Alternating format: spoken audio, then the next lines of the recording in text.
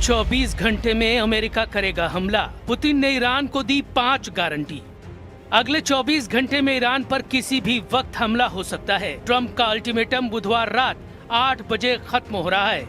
इस बीच ईरान ने पाकिस्तान के जरिए अपना 3 चरण का शांति प्रस्ताव भेजा था, जिसे ट्रंप ने पूरी तरह से खारिज करते हुए कहा कि अब ईरान पर ऐसा भीषण हमला होगा कि ईरान नरक की आग में जलेगा। इधर हॉर्मुज स्ट्रेट, अरब सागर के आसपास अमेरिका के 17 से ज्यादा युद्धपोत ईरान को घेर चुके हैं। हैरान करने वाली बात तो ये है, अमेरिका ने अपने 4 विमान वाहक पोत यानी एयरक्राफ्ट कैरियर को ईरान के खिलाफ जंग में उतार रखा है। लेकिन सबसे चौंकाने वाली बात यह है कि जिस तरह से 27 अप्रैल 2026 को रूस के सेंट पीटर्सबर्ग में राष्ट्रपति पुतिन और ईरान के विदेश मंत्री अब्बास अरागची की शानदार मुलाकात हुई है, उससे अमेरिका बुरी तरह से बौखला गया है। पुतिन ने साफ इशारा कर दिया है कि हम ईरान को किसी भी कीमत पर हारने नहीं देंगे। रिपोर्ट्स में दावा किया गया है कि रूस ने ईरान को 5 ऐसी गारंटी दी है, जिससे साफ हो गया है कि अब रूस ईरान के साथ जंग में उतरने जा रहा है। उधर जर्मनी के चांसलर के बयानों से अमेरिका और ट्रंप बुरी तरह से खफा हैं। जर्मन चांसलर फ्रेडरिक मर्ज ने 2 टूक कहा है, ईरान अमेरिका की उम्मीद से कहीं ज्यादा शक्तिशाली निकला है। जर्मन चांसलर फ्रेडरिक मर्ज ने यहाँ तक कह दिया कि ईरान हर दिन अमेरिका और ट्रंप को बेइज्जत कर रहा है और हॉर्मुज में अमेरिका को फंसा दिया है। इधर ईरान ने साफ कह दिया है कि अब अमेरिका से परमाणु मुद्दे पर कोई बात नहीं होगी।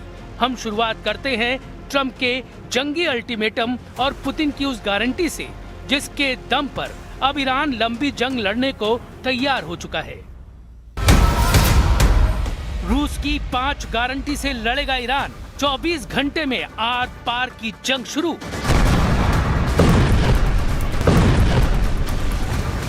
ईरान युद्ध वाकई में इतना ज्यादा खतरनाक हो चुका है जितना पहले कभी नहीं था। 39 दिन में अमेरिका और इजराइल के तूफानी, खूनी और भीषण हमलों से तबाह ईरान को लेकर दुनिया भर के एक्सपर्ट यही मानकर चल रहे थे कि ईरान ने अमेरिका और इजराइल के सामने घुटने टेकने शुरू कर दिए हैं। इसके पीछे की सबसे बड़ी वजह यह है कि ईरान ने अमेरिकी अड्डों पर 4 गुना हमला करने का ऐलान कर दिया है। इधर सबसे हैरान और चौंकाने वाली खबर यह है कि अमेरिका ने अब अपने 4 विमान वाहक पोत यानी एयरक्राफ्ट कैरियर को ईरान के खिलाफ समंदर में झोंक दिया। लेकिन ईरान पर इसका रत्ती भर असर नहीं पड़ रहा है और इसकी वजह है रूस और चीन से ईरान को मिल रही वो सैन्य और खुफिया मदद, जिसके दम पर ईरान अभी भी अमेरिका के सामने डटकर खड़ा है। ट्रंप के दावों के मुताबिक अमेरिका बुधवार रात 8 बजे के बाद से ईरान पर भीषण हमले कर सकता है। उधर इजराइल के सेना प्रमुख अयाल ज़मीर ने चेतावनी दी है कि साल 2026 ईरान और हिजबुल्लाह के खिलाफ लड़ाई का साल बना रहेगा। इजराइल अपनी सेना में बड़े पैमाने पर नई भर्ती की योजना बना रहा है। रूसी रिपोर्ट्स के अनुसार मॉस्को ईरान को टारगेटिंग इंटेलिजेंस दे रहा है, जिससे ईरान खाड़ी देशों में मौजूद अमेरिकी सैन्य ठिकानों, जहाजों और विमानों की सटीक स्थिति जान पा रहा है। 27 अप्रैल को रूस के सेंट पीटर्सबर्ग में पुतिन और अब्बास अरागची की मीटिंग से अमेरिका बुरी तरह से तिलमिला गया है। जरा देखिए क्यों। ईरान के विदेश मंत्री सैयद अब्बास अरागची से रूसी राष्ट्रपति व्लादिमीर पुतिन ने कहा कि उनका देश शांति के लिए ईरान के साथ हमेशा खड़ा रहेगा। पुतिन ने कहा कि ईरान के लोग अपनी आजादी के लिए हिम्मत और बहादुरी से लड़ रहे हैं। उम्मीद है कि ईरान के लोग इस मुश्किल दौर से जल्दी ही निकल जाएंगे। रूस ने गारंटी दी है कि ईरान को किसी भी कीमत पर हारने नहीं देंगे। वहीं ईरानी विदेश मंत्री अरागची ने पुतिन के समर्थन की सराहना करते हुए कहा कि ये सभी के सामने साबित हो गया है कि ईरान के पास रूस जैसे दोस्त और सहयोगी हैं जो ठीक मुश्किल समय में उसके साथ खड़े रहते हैं।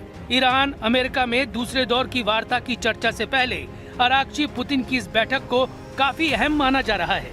And I'm not going to speculate about the president's decision making on this matter. Suffice it to say that the nuclear question is the reason why we're in this in the first place. Und ich erkenne im Augenblick nicht, welchen strategischen Exit die Amerikaner jetzt wählen, zumal die Iraner offensichtlich sehr geschickt verhandeln oder eben sehr geschickt nicht verhandeln und die Amerikaner da nach Islamabad reisen lassen und ohne Ergebnis wieder abreisen lassen.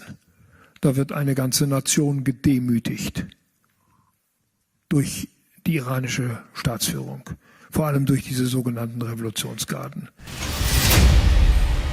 America को बेइज्जत कर रहा है Iran, German chancellor का बड़ा दावा।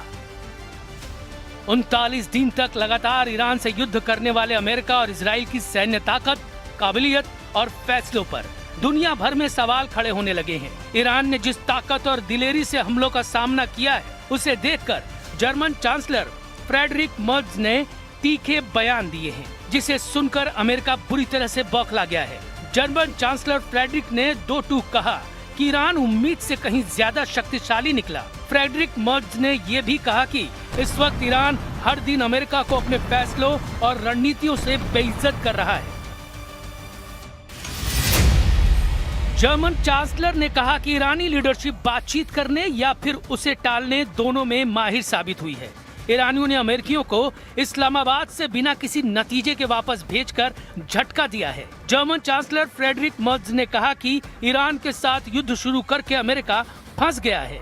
America की कोशिश इस युद्ध से निकलने की है, लेकिन वो रास्ता नहीं ढूंढ पा रहा है। ईरान के साथ बातचीत और समझौते की कोशिश में अमेरिका को शर्मिंदगी उठानी पड़ रही है। मर्ज ने साफ तौर पर कहा कि ईरानी वार्ताकारों ने अमेरिका को बार बार अपमानित और बेइज्जत किया है। ईरान के मौजूदा लीडर अमेरिका को अपमानित कर रहे हैं। वे अमेरिकी अधिकारियों को पाकिस्तान बुलाकर बिना किसी नतीजे के वापस भेज रहे हैं। मुझे समझ नहीं आ रहा है कि ईरान युद्ध में अमेरिका किस तरह से बचकर बाहर निकल पाएगा। मर्ज ने ईरान में जंग की तुलना इराक और अफगानिस्तान में अमेरिका के पिछले युद्धों से की है। जर्मनी पश्चिम के उन देशों में शामिल है जिसने अमेरिका के ईरान में युद्ध का लगातार विरोध किया है। Und ich sehe im Augenblick nicht, wie das kurzfristig erreichbar ist, weil die Iraner offensichtlich stärker sind als gedacht und die Amerikaner offensichtlich auch in den Verhandlungen keine wirklich überzeugende Strategie haben. Bedauere das sagen zu müssen, aber es ist im Augenblick eine ziemlich vertrackte Lage. इधर अमेरिकी सेना Iran के खिलाफ नए सैन्य हमले की योजनाएं तैयार कर रही है। पेंटागन हॉर्मुज स्ट्रेट, दक्षिणी अरब खाड़ी और ओमान की खाड़ी में ईरानी सैन्य क्षमताओं को निशाना बनाने के विकल्पों पर विचार कर रहा है। CNN की रिपोर्ट के मुताबिक अमेरिका खास तौर पर ईरान की इस्लामिक रिवोल्यूशनरी गार्ड कॉर्प्स यानी IRGC की फास्ट अटैक बोट्स और माइंस बिछाने में इस्तेमाल होने वाले जहाजों को निशाना बना सकता है। ईरान की नूर न्यूज और मेहर न्यूज एजेंसी ने बताया कि तेहरान के कुछ हिस्सों में हवाई रक्षा बैटरियां सक्रिय कर दी गई थीं।